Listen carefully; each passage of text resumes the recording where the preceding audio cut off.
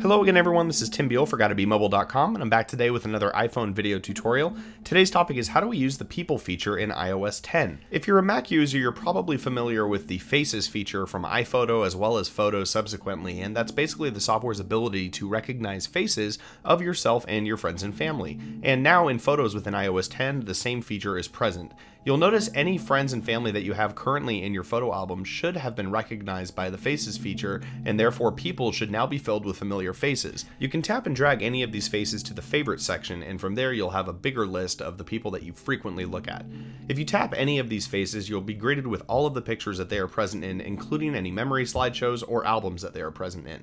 If you have enough photos of the particular individual, you actually will be able to create your own memory slideshow just from the People tab. So if you want to see a slideshow of a particular family member or a friend, you're able to do so here as long as you have enough photos. This is an excellent new way to quickly look up pictures of your friends and family in Photos, and I hope you found it helpful. Take care.